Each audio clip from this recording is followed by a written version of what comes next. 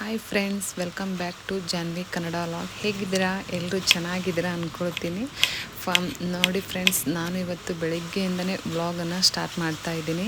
ಎಷ್ಟು ಚೆನ್ನಾಗಿ, ಎಷ್ಟು ಹಚ್ಚ ಹಸಿರಾಗಿ ಕಾಣಿಸ್ತಾ ಇದೆ ಅಲ್ವಾ? ಫ್ಲವರು ಕೂಡ ಎಷ್ಟು ಚೆನ್ನಾಗಿ ಬಿಟ್ಟಿದೆ. ಫೈನಲಿ ಹಾಗಲಕಾಯಿ ಗಿಡಕ್ಕೆ ಒಂದು 2ರಿಂದ 3 ಹಾಗಲಕಾಯಿ ಬಿಟ್ಟಿವೆ ನೋಡಿ.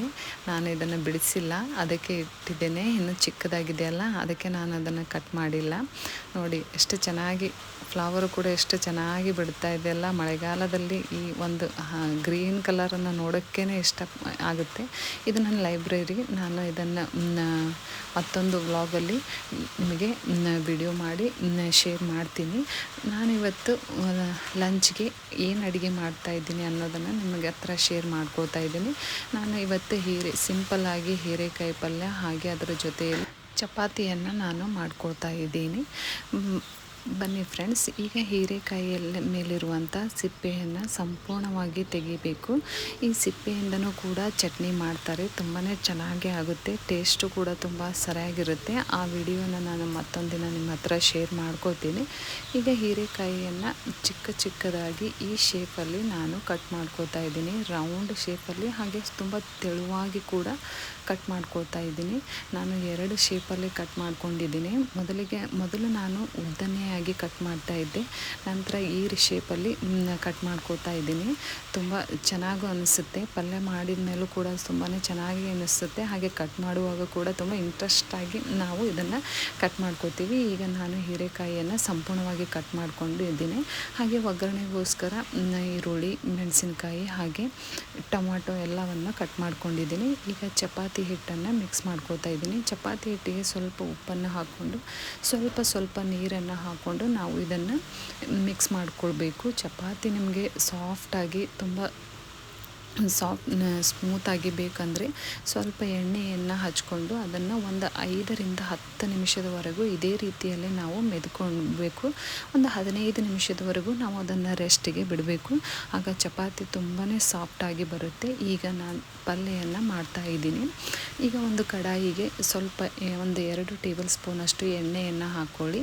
ನಂತರ ಸಾಸಿವೆ, ಹಾಗೆ ಈರುಳ್ಳಿ, ಕರಿಬೇವಿನ ಸೊಪ್ಪು, ಹಾಗೆ ಕಟ್ ಮಾಡಿಟ್ಕೊಂಡಿರುವಂಥ ಹಸಿಮೆಣಸಿನಕಾಯಿ ಹಾಗೆ ಟೊಮಾಟೊವನ್ನು ಹಾಕ್ಕೊಂಡು ಇದನ್ನು ಮಿಕ್ಸ್ ಮಾಡ್ಕೊಳ್ಬೇಕು.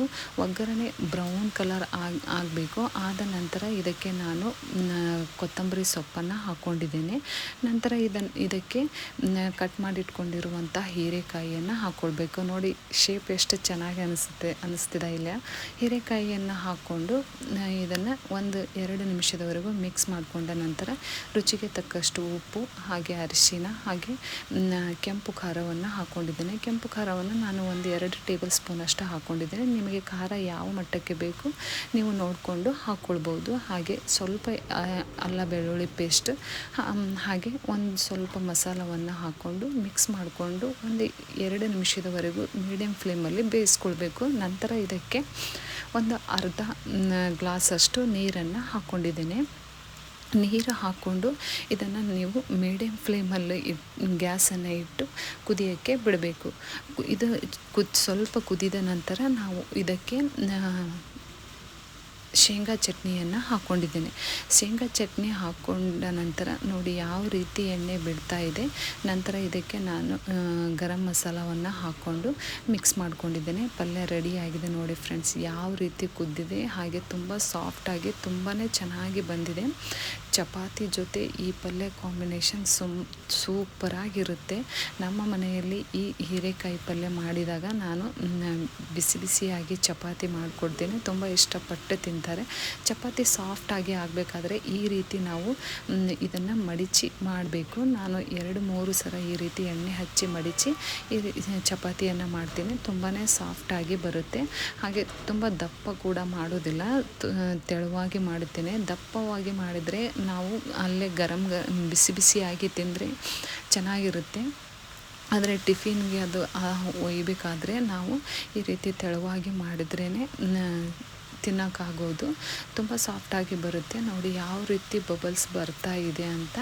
ಈಗ ಒಂದು ಕಡೆ ಬೇಯ್ದಿದೆಯಲ್ಲ, ಈಗ ಈ ಕಡೆ ಎಣ್ಣೆಯನ್ನು ಹಚ್ಚಿ ನಾವು ಇದನ್ನು ಬೇಯಿಸ್ಕೊಳ್ಬೇಕು. ನಂತರ ಈ ಕಡೆಯೂ ಕೂಡ ಎಣ್ಣೆಯನ್ನು ಹಚ್ಚಬೇಕು. ನಾನು ಚಪಾತಿಗೆ ಸ್ವಲ್ಪ ಎಣ್ಣೆ ಜಾಸ್ತಿನೇ ಹಚ್ಚೋದು.